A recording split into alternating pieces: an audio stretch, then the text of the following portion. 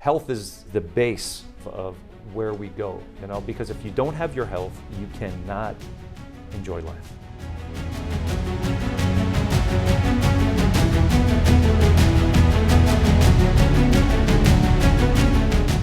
Today, I'm very fortunate to have Peter Ferral with me today. He's retired from the Marine Corps. He did what very few people can do, to be honest. He got every single stripe they had to offer. And he would have done more, but he just got through explaining a little bit to me as to why he didn't. He said he'd rather be treated, I'm just paraphrasing, like a general without being a general by doing what he did, which is not easy by any means. So without any further ado, let's talk with Peter. Nice to meet you. Thank you so much for coming here. Thank you. Thank you so much. Yeah. This is awesome. And actually the first time I met you, you probably don't remember this, was at the New Sanno Hotel. It was very brief, and it was just in passing. And this was a couple years ago. Was it? It was. But you were out. You were already retired. I was already retared. Like I said, I've been retired for 7 years. But it was just in passing, and you're such a kind gentleman that you stopped and you just looked at me, and you said, and I was like, hello, how are you? And you were just, well, hello, how are you? And I stood up, I said, hey, I'm Pete Ferral, and you said, oh, I'm Lance Lee. And I was like, oh.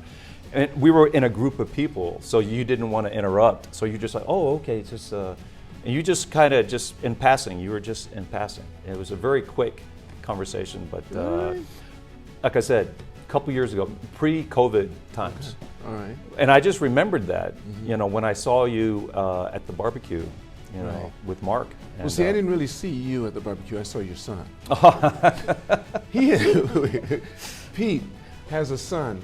He just had him, and I think he's 11 months old now. Yeah, he'll be 11 in 3 days. Old, and he had him in his arms. Now he walks in there, and there's nothing but adults in there. And this is the barbecue place, restaurant we went to. And he brings his son in his arm like this, and his son is so chill, just stares at you and just piercing. And I go up to touch him, and his son pulls his arm back, but not real fast, just kind of like, I don't know you yet.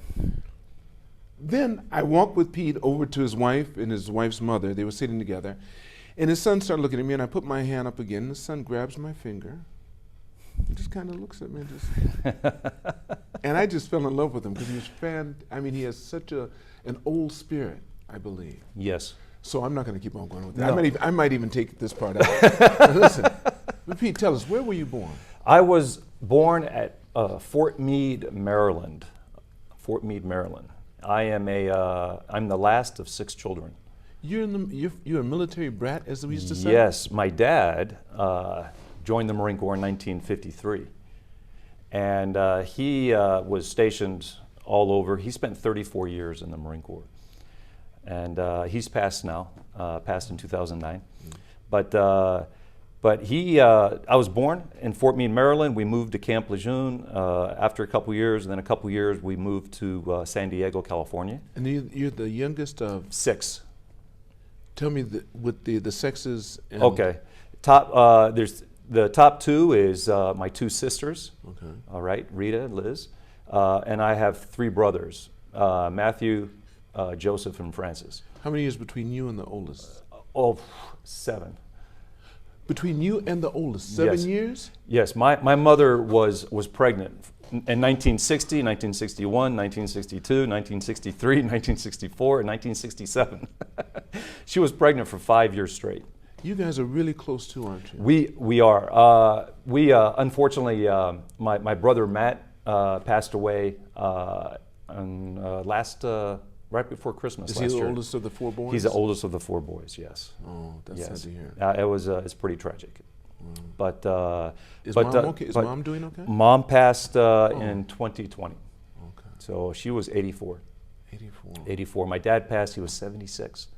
That's not bad, to be honest. It's not bad, but he, we talked earlier about being healthy and how kind of all of us were duped to kind of eat, things that weren't, processed that your foods. body can't process. Yes, and he 1953, it was pretty cool to smoke.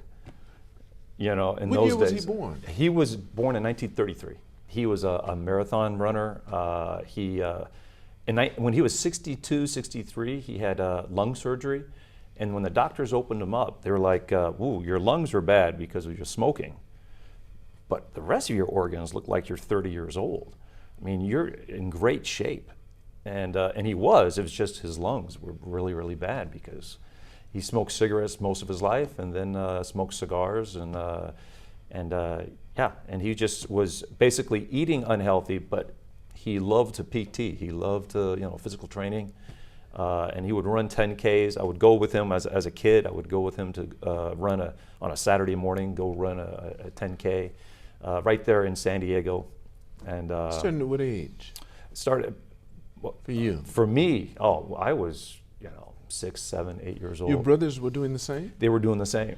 What about your sisters? My sisters, they would PT, but they weren't too much into that. They were more, I don't know. My sister Rita, more academic type, and my sister Liz, she was more physical. And then of course, my brothers. My brother Matt was a lumberjack. So he's the only one that's passed? Yes, he's the only one that's passed. But everyone else is still here with us? Yes. That's good. Yes. He was a lumberjack? Yes, he was. I remember when I was 16 years old, I would go up to his cabin in Forest Hill, California. It's up in Northern California, very, very wooded. And he would teach me about falling trees and about, just basic carpentry. He built his own house, and he outdoors, woodsy type, kind of off the grid, like we talked about earlier. But he was, an amazing man. Where was your father from? Where's he from originally? My father was originally from Decatur, Illinois. Okay. And your mother? Mother from Brooklyn, New York. Now that's interesting. Well, because he was stationed as a Marine, he was stationed in Brooklyn. That's where you met her? That's where he met her, because there was a Marine detachment up there in Brooklyn. And he met her there in 1957, 58, and got married in 59. And wow, they stayed together the whole time? The whole time, yeah. It was hard to leave with 6 kids. I mean, it was. We have some stories. I can imagine. My dad, if I could talk about him for a little bit. You can talk about whoever you want to. This is your podcast. My dad, he joined in 1953. He spent, he was an enlisted Marine. His first duty station, he would have, but I'm just trying to think. He would have been ready for the Korean War. He went to the Korean War because he missed World War II. In fact, he went to Hawaii with 2nd Battalion, 3rd Marines, and then went to Camp Fuji to train to go to Korea, because they were all training to go to Korea. Well, while they were at Camp Fuji, the armistice was signed. So they stayed at Camp Fuji for 10 months or something, and so he has a lot of pictures from Camp Fuji. Don't they still have that camp here? They certainly do. In fact, that's where I retired from. Camp Fuji? Camp Fuji. Isn't that That was my dad's first duty station. And your last? And my last. Bookends. Are you the in our career. Are you the only child that he had that went to the service? No, I had my brother Frank did a small stint in this. I think it's a service. It's called the Air Force or something. I'm joking. You guys are too cool. Wasn't that the 4th of July? They had that in there too. I think the guy got up there and he was a recruiter and he said, "Look, you guys can join." Wait, what did he say? He said, "You can be a Marine, you can join the Army, or you can join the Air Force," something like that. Well, it's true. You join other services and you become a Marine. You don't join the Marines; you become a Marine. But can't they during wartime put you in the Marines? There was in Vietnam. There were a couple where they persuaded people to join the Marine Corps. Because you can't actually be drafted into the Marines. Typically, no. But the Army and the Navy, Army, Navy, Air Force. Air Force, you can't be drafted into. No, you have to enlist, you have to test to get in. So the Army and Navy, I guess. The Army and Navy, because the Air Force, that went away in '73, though. Oh, did it really? With the all volunteer force started in 1973. Okay. The reason why I know that because I spent time as a recruiter in my career as a recruiting sergeant major in Nashville, Tennessee, by the way. Anyway, let me finish with my dad. Right. My dad, because he has an interesting career. He spent 34 years, which is unusual. At that time? At that time. So 1966 or so, he was a staff sergeant. He was a staff sergeant twice because in 1959, they changed the rank structure in the Marine Corps, where it was, E1, E2, E3, E4, E5, it was private first class, corporal, sergeant, staff sergeant. Well, they introduced the lance corporal as an E3 in 1959. And so he was a staff sergeant E5, and then he got promoted to staff sergeant E6. He's still a staff sergeant, but he got promoted to E6 because of the rank structure. I digress. He got a temporary commission in 1966 from, because he went to warrant officer school, and after warrant officer school, he got a temporary commission to lieutenant. They were doing temporary commissions for Vietnam in 1966. Just for that term? Just for that, for Vietnam. So he was promoted to second lieutenant, first lieutenant, captain. And in 1968, he went to Vietnam and flew into Da Nang, flew up in February of 1968 to a little place called Khe Sanh. And right when he got there, things started going haywire. So he spent the whole duration of the siege of Khe Sanh in 1968 and got back from there. And the thing that a lot of people have a lot of heartburn with the Marine Corps was with those temporary commissions, they were promoting like staff sergeants, a staff NCO, to get commissioned. Well, in 1971, the Marine Corps was like, well, we don't need you anymore. We're drawing down out of Vietnam. We're reverting you back to staff sergeant. So you have a captain leading Marines in combat and having to go back to be a platoon sergeant. And that didn't sit well with a lot of Marines. And they didn't do the Marine Corps right there. They could have just kept. But my dad went back to being a warrant officer. So that wasn't so bad because he was still a commissioned officer. So he finished his, did Chief Warrant Officer 1, 2, 3, and 4.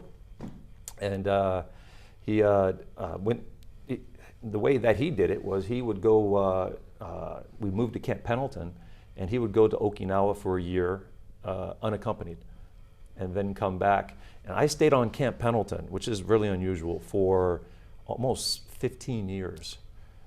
To let you stay, yeah, housing on Pendleton, that's for sure. To stay the housing on Pendleton. And he went alone to Okinawa, came back, and spent 3 or 4 years, because Marines have to move every 2 to 3 years. So he opted to go unaccompanied, do that year, come back. And so I spent my whole grade school, junior high, and high school in the same school system. Which is really unusual. Really. For not just military you, but so kids. did your brothers and sisters. Well, my brothers and sisters, who are older than me, they moved around while they were in Maryland and in Camp Lejeune. They moved to different schools and what have you. But all of them, graduated in the same high school, which was good. So my dad, Pendleton? At Camp Pendleton. Pendleton, in Fallbrook. Fallbrook is a little town outside Camp Pendleton. Right. So very, it was very fortunate. We were very fortunate. My dad made tremendous sacrifice for us, for his kids. Mm-hmm. So I was very influenced so much that my brother Frank joined the Air Force, and around 1990, around Gulf War time. And my brother Joe actually joined the Marine Corps before I did in 1983.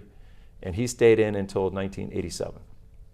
My brother Joe is now living in Thailand, and he's married to a Thai girl, Thai lady there in Thailand, and enjoying life. Oh. They're in. Are both your sisters married too? My sister Rita is married, and she has 4 daughters, and she has granddaughters, and I think she's about to become a great-grandmother. But my sister Liz opted not to get married, just enjoy life, and she's now living in Florida. My sister Rita is living in Tennessee. They were all living in California, but they opted to get out of California. When? Recently? Recently. I think a lot of people have. Yes. And especially if they've lived anywhere else and realize there's a difference between just the quality of the air and the sky and the weather and the quality of the environment that you're living in. And the economy. Exactly. And it just kind of the restrictions, a lot, the COVID restrictions and things like that. Oh, that really emphasized It really even more. emphasized even more. And there's a lot of things going on with the politics of California. I mean, the cities are just being run down that are just, it's terrible to see. It is. So going through school, Pete, tell me, you focused on what, sports more than anything else when you were young? I was very sports minded. I ran cross country in high school and track. Did the mile, 2 mile in track, and ran cross country. So I was pretty quick in the day. So when I went to recruit training in 1986, it was physically it was a breeze for me. How old were you?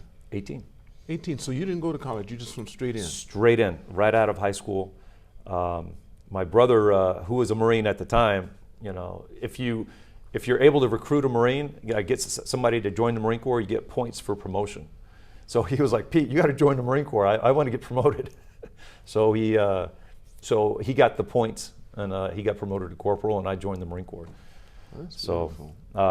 So I was, I ran a lot, and I very, very active. Not too academic at the time.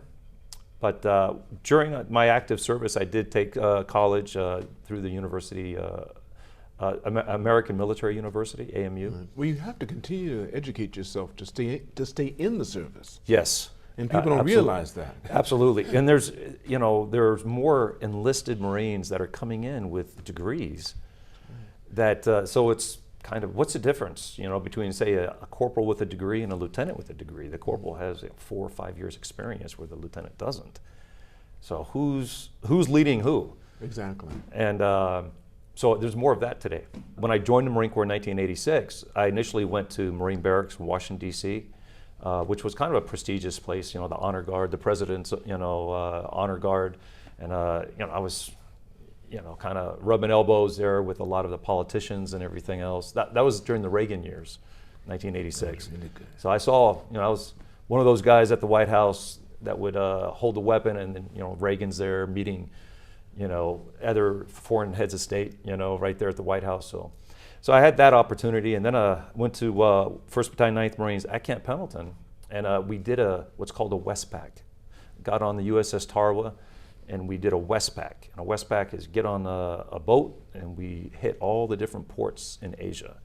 From Japan and Sasebo, we went to Thailand, we went to Philippines, Hong Kong, Korea, and we did and we did training in all the areas. Yeah, I was going to ask you, what was your job? What was your purpose doing that? The purpose is it's the Marine Corps is a force in readiness, and we're that battalion, is a BLT, battalion landing team, in the area. So if something happens, there's a battalion ready to go, and there's always a battalion ready to go, floating around the world. Right. So that just goes with the security treaties that we have with a lot of countries around. Mm-hmm. But when I went overseas for the first time, I was about 20 years old, 21, and I went into Sasebo, and I saw Japanese, the port there into Nagasaki, and it's like, wow, this is different. You had never, with your father traveling all over, and he stayed in for, you said 35? 34 years. 34 years? Yes. You never, he went unaccompanied overseas. He went unaccompanied. We went, and we took trips, 1975 and again in 78, we took trips, or 77, across the United States to go back to Illinois, to go back to New York, to see our cousins. And we would just go back, these road trips with 6 kids. In a station wagon? No, it was a van. You had a van? It was a van. In fact, in 1975, this is a quick story. 1975, with 6 kids, I was, 7, 8 years old, and then my brothers and sisters, they're like 11, 12, 13, 14 years old. And we were driving somewhere. I don't know, somewhere in Arkansas maybe. Or Mom and Dad are with you? Mom and Dad. And he's driving? Dad's driving. Okay. 1975. Okay. Imagine 1975. Okay, were seatbelts worn? No. No. Was there a big push on drinking and driving? No. My job was to hand my dad a beer. He's like, he's driving, he's like, Pete, give me another Miller Lite. In the cooler, pull the tab off, and smoking a cigar and driving. And killing everybody in the back too, because you're trying to breathe through all that. It's smoke and everything, and surprised we don't all have things going on. But there was one time, it was late at night, that my dad pulled over and he said, hey, this guy's following me. And he said, I'm going to get out and see what he wants. And, he's a Marine, So he got out, and the guy pulled over, and he started talking to him. He's like, well, hey, if you want some trouble, I got 4 more boys in the back that, we can make some trouble. And he looked, and he said he saw the Marine Corps sticker on the back, and he just got in his car and left. There was 2 of them. Got in their car. They were trying to. They were just some trouble, yeah. Some trouble. They wanted to start some trouble. But my dad said, "Come on." He said, "I got 4 boys." He didn't tell him the age. He just said, "I got 4 more boys in the back. You want some trouble?" And they just took off. Because you're out in the middle of nowhere. Out in the middle of nowhere, and my mom was going crazy. Like, "What are you doing?" And he's like, "I didn't like him following me, and because he has that sense." He's been to combat, Yes, case on. You know. He knows. You have to deal with it straight on. If you run, what'd they say? A coward dies 1,000 deaths. Yes. Yeah. A brave man, only one. Yeah. Outstanding. I like that. So he was that type of man, and he had a great influence. And when I went overseas, I said, I went to, out of all the countries, Korea, Hong Kong, the Philippines, out of all the countries, I really liked Japan. Why? What about it? It was, I'm a young man. How old were you then? I was, like I said, 20, 21 years old. And you don't want to use the young, dumb, okay, we no, won't do that no, okay, I'm not going to go there. This is family friendly. This is family friendly, no. And I know that saying, by the way. Of course you do. But and of course, Thailand, the Philippines, Korea, they all have beautiful people. Beautiful people. But the Japanese people they're beautiful too. But there's it's hard to put your finger on it, but I don't know, just so polite.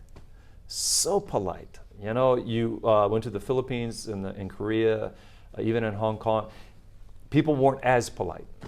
They were polite indeed, and everyone's different, but same here in Japan. But just for the most part, the culture is very polite, and I noticed that. So, came back from the deployment, and when in 1990, I had the opportunity to re-enlist. They said, "Hey, would you like to re-enlist?" And I was like, okay, I'll re-enlist I was going to get out. I was going to get out and go to school. After 4 years? After 4 years. I was going to get out, go to school.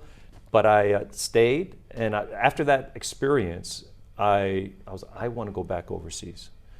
So my dad re-enlisted me, because he's a commissioned officer, so he can re-enlist. He was still in? Oh, he was out. He was retired.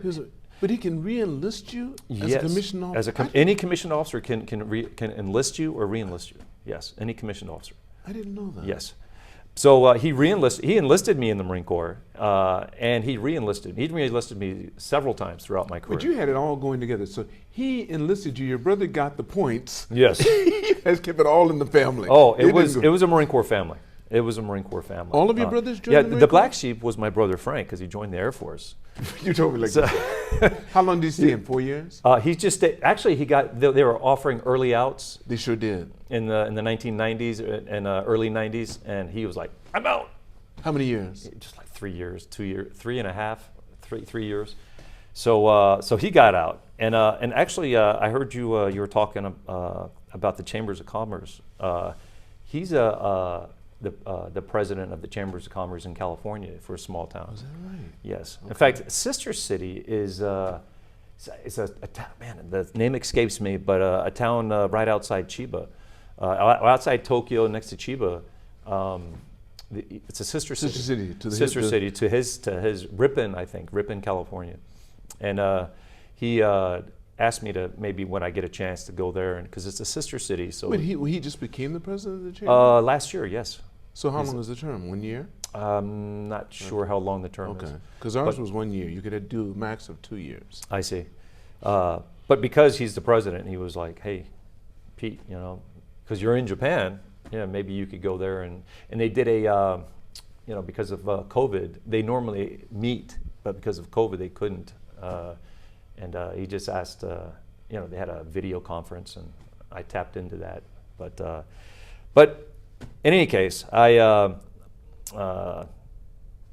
for my career, that's the reason why I'm in Japan. Is I came to Japan first in 1989, then I came and went to Okinawa and PCS to Japan and Okinawa, and I stayed in Okinawa for 6 years, which was unusual for a single Marine.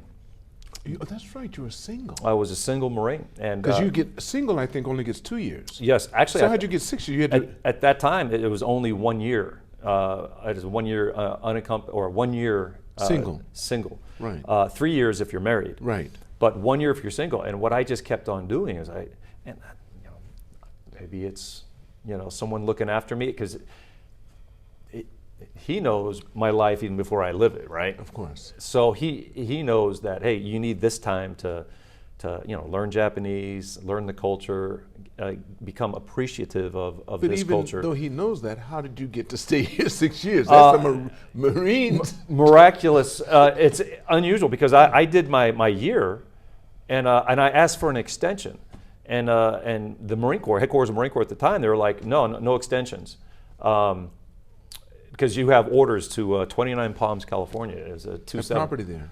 Is that right? Used to go there as a Beautiful, little kid. beautiful. Used to- Palm Springs, the whole 9 yards. They're about to build a casino close to where our property is. Ah, Yeah, in 29 Palms, because Nice. it was nothing but desert for the longest. yes, Yeah. yes. In any case, I didn't go, and they offered me, unusual, in those days it was, you know, what is it, teletype? I don't know, messages. It wasn't computers, it was just messages, and the message came back, extension for 12 months denied, however, extend for 17 months approved. So I took the 17 months, and then after the 17 months, it was time for me to re-enlist again, and so I re-enlisted to stay there for another 2 years. So I stayed a total of 6 years in Okinawa, then went to Hawaii, and then as soon as I got there, we were back in Okinawa on what's called the Unit Deployment Program, the UDP, and we came back to Okinawa for 6 months and then 7 months. So all during the 90s, I was in Okinawa. So I took University of Maryland while I was in Okinawa. That's where I learned my Japanese, and I do not speak Japanese. Someone asked me today, do you speak Japanese? No, not really, because I learned Japanese on my own. I went to the University of Maryland, took 2 classes, in language classes, which helped tremendously with the grammar and everything. But then most of my Japanese came, because there's textbook Japanese, and then there's the way Japanese speak, right? The intonations. For example, one time we went we did training with the Japanese self-defense force. And we had from Alameda, you know, a Japanese trained lieutenant that came, and he was, you know, learned Japanese through school, and came to Japan to be a translator.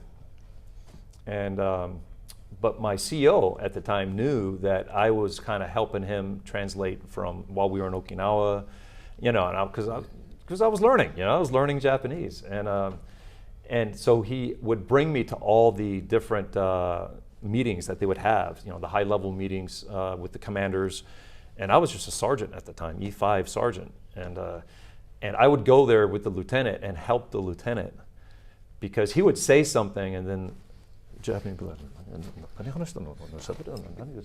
and then I would be like, hey, you would say it this way, you know. He'd say his Japanese like an American would say, you know, konnichiwa, watashi wa, watashi wa, you know, o genki desu ka. Desu ka, right. Yeah. So I would say it again in the way, you know, with the intonation, with the way it should be said, and and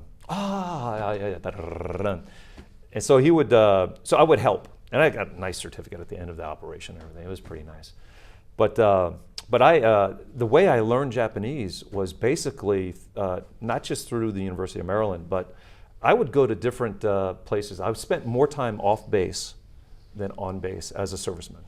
I would go and explore, and I would learn a phrase, you know, like kikitai koto ga arimasu.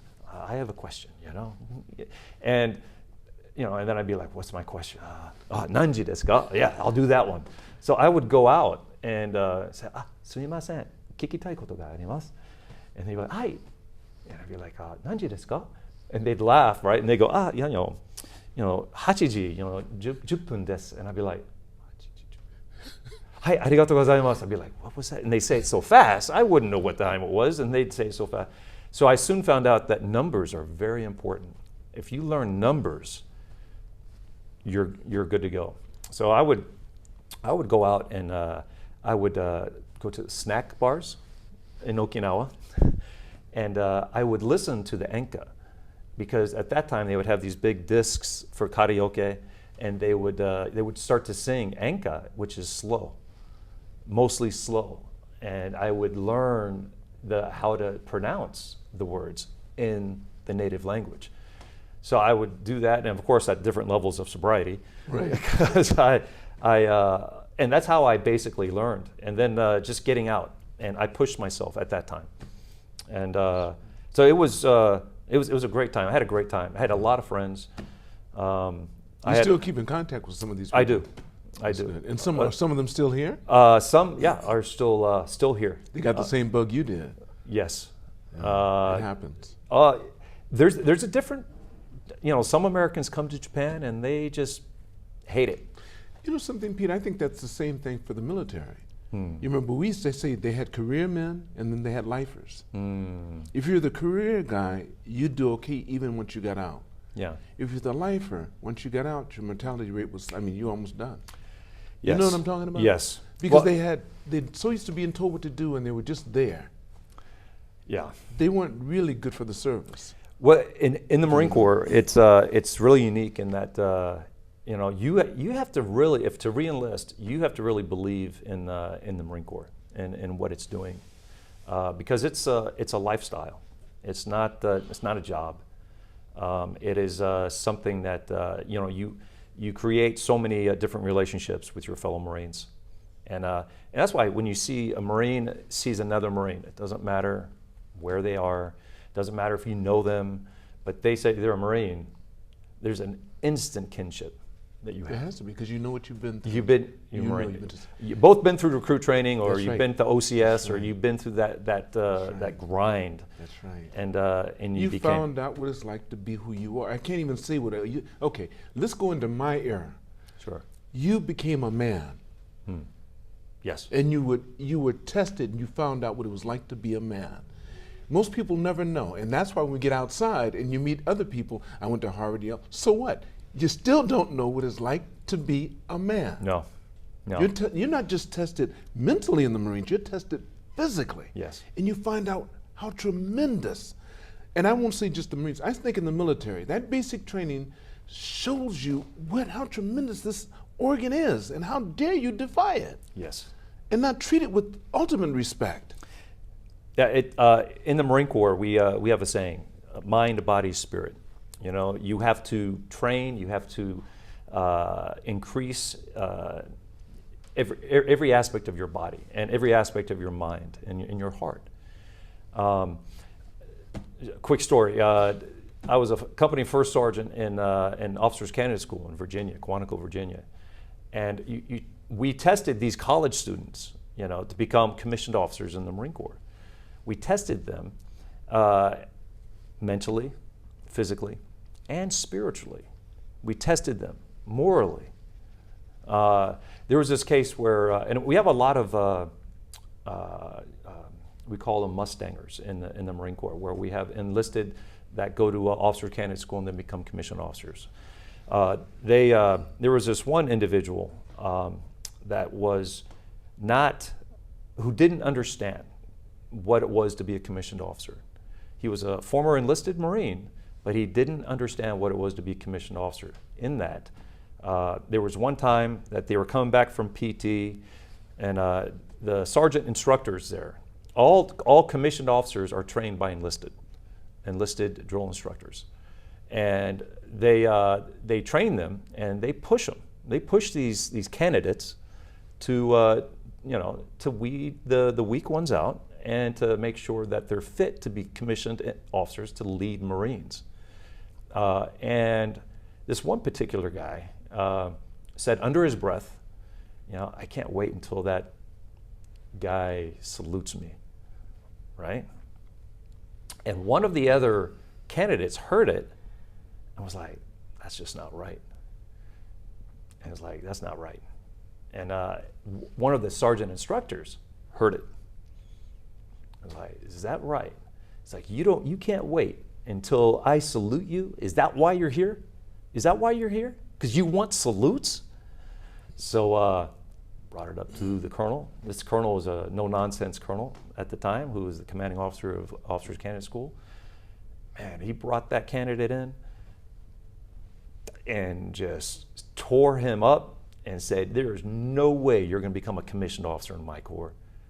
In fact, I don't even think that you're going to last long being a Marine. With that attitude, get out. And kicked him out. And he never became a commissioned officer. But there's a, it's an awesome privilege to lead Marines. A privilege to lead. As you grow up in the Marine Corps, you see how what an honor it is to lead these young men and women, not only on deployments and in regular work, whatever your MOS is, but in combat. It's a tremendous privilege to lead, and it's a. Oh my goodness, you summed it all up. That's fantastic. Tell us. Let's get into what you're doing right now. Okay. Just briefly, tell us what you're doing right now. Well, like I said, I retired out of Camp Fuji, right. And I had the opportunity to, because Yokosuka's pretty close, I decided to stay in Japan. I think I told you before, I got divorced, and said I'm not gonna.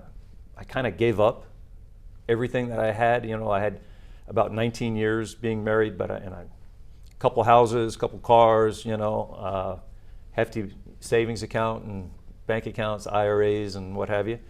I was like, I'm going to start over. And just give it all up. I gave it all up. Said I'm going to start over right here.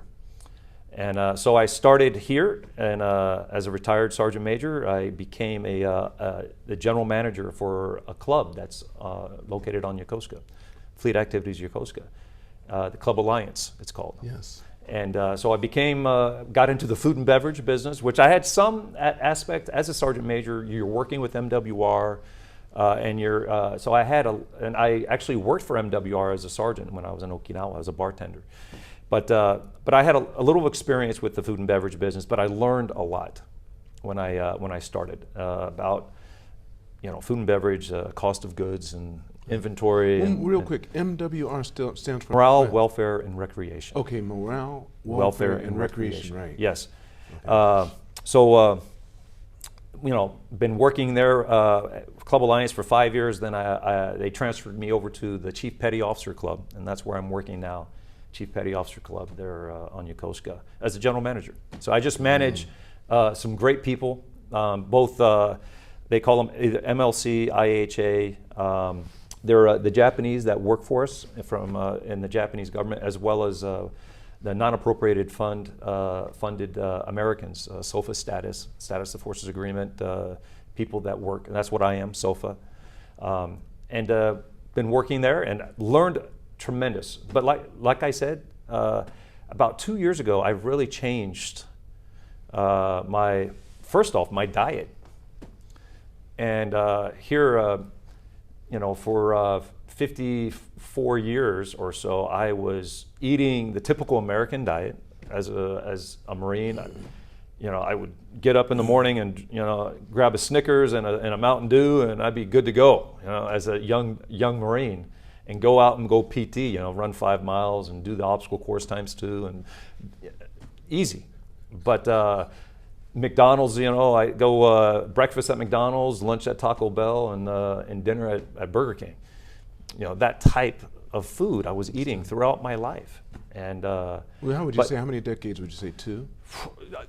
3, for 30 years. Well, actually, because I was 53 when I changed my diet. So for that 5 decades, I was eating the American diet. But the physical stress you were putting on your body stopped you from retaining all that stuff. Yes, I was PTing a lot, all the time. Okay. A lot, and my metabolism being young and everything else. Right. But as I started to get older, and even at my later years, the last 3 years or 4 years, I started to notice it was getting harder to maintain the weight. The height and weight standard of the Marine Corps. You were holding on to more. And so I would, try to limit the amount of calories and things that I was eating, but I didn't.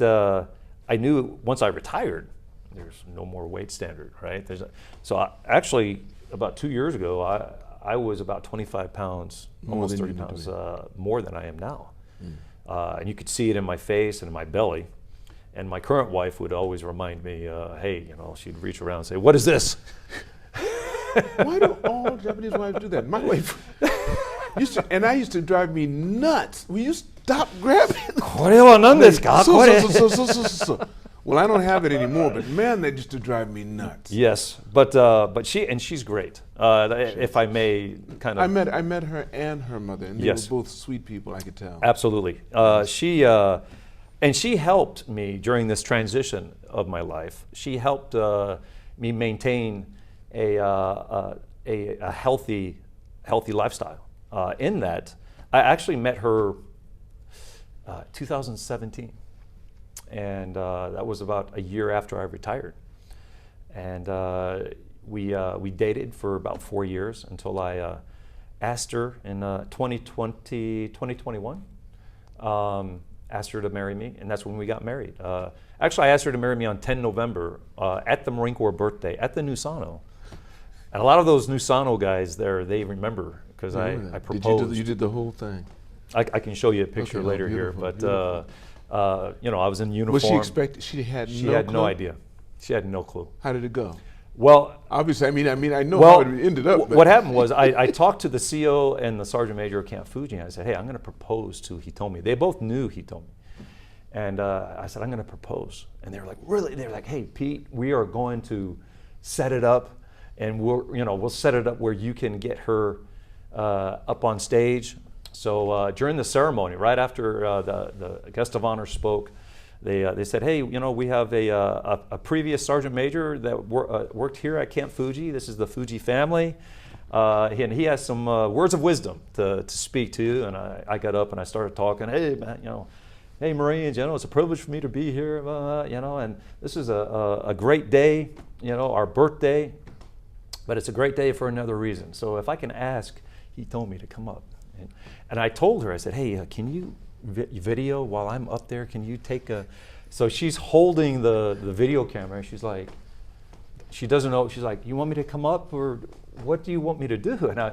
And Sergeant Major Paz, he came and gave me the ring, and he took the video from her, and she got in front of me, and then I just pretty much said, you've changed my life. I'm a different man than I was before I met you, and I would be privileged, honored, if you would be my wife.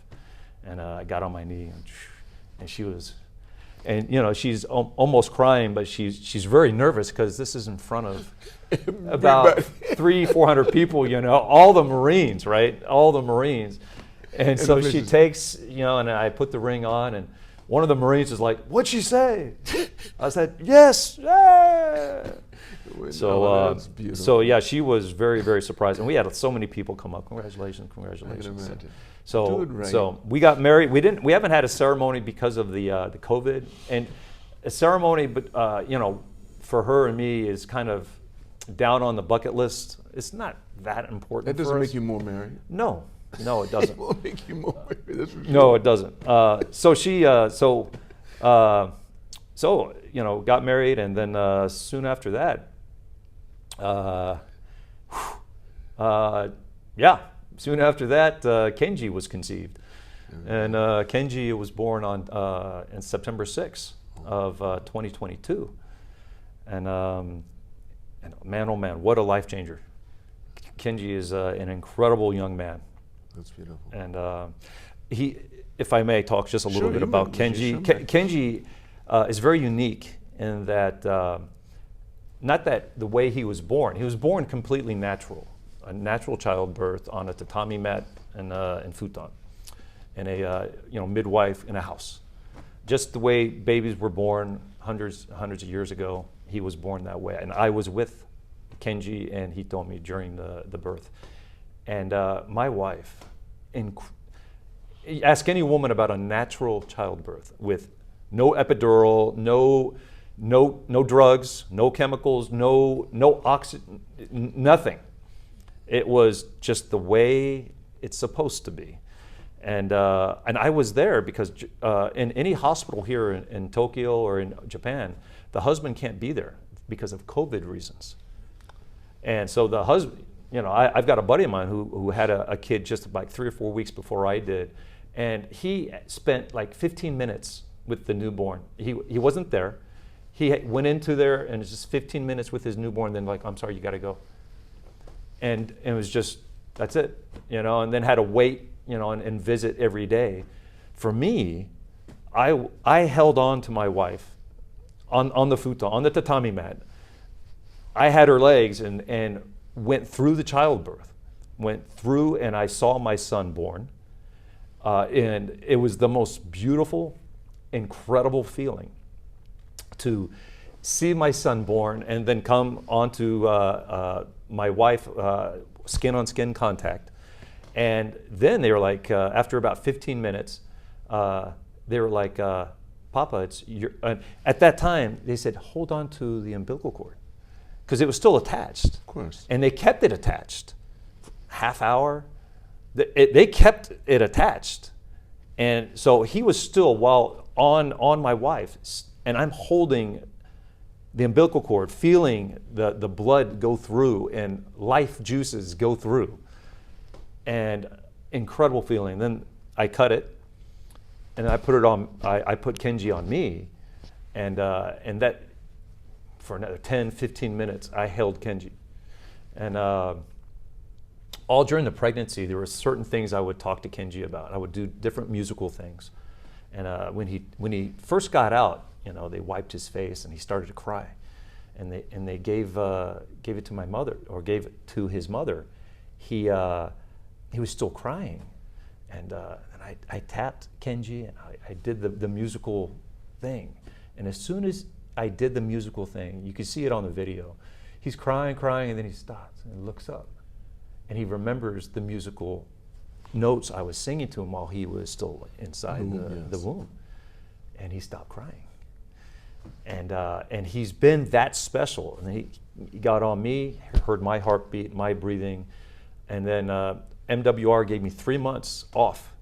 It's called paid parental leave. It's new. 3 months off, and I was able to be with Kenji every day for 3 months, 24 hours a day. So we've created a relationship, a father-son relationship. That's why you had him. Okay, I got you. That is, so just, yes. It's very, I think, very unique. It is, most definitely. To modern society. To modern society. Because I think if you go into any of the places where you have indigenous people or people that are out away from the modernized society we've built, they're very close to their families. Yes, yes. And this is, well, unique for me because, like I said, I was married before. I have a daughter. She's 23. She lives with her mother. And don't have much of a relationship at this point, which I know will change. I know will change. It just takes time. But Kenji is just incredible, and Hitomi is such an incredible woman. She's a little bit younger than me. That doesn't hurt. Just a little bit younger. Does it?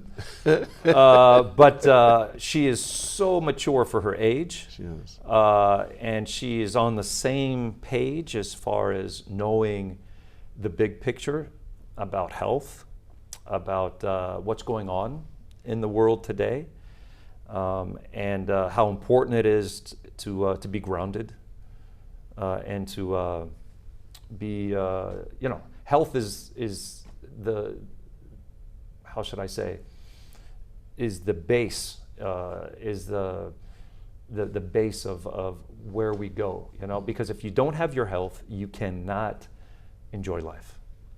You can have all the money in the world. It doesn't matter. If you don't have your health, if you're not feeling good, and you don't have that that feeling of good health, you just don't enjoy. Pete, on that note, before we end the podcast, there's a question I'd like to ask.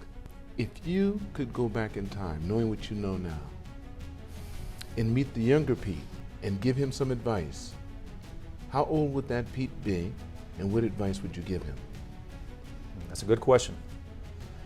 I would say I would go back to when I was a child, and I would tell him, put down the Snickers bar, put down the Mountain Dew,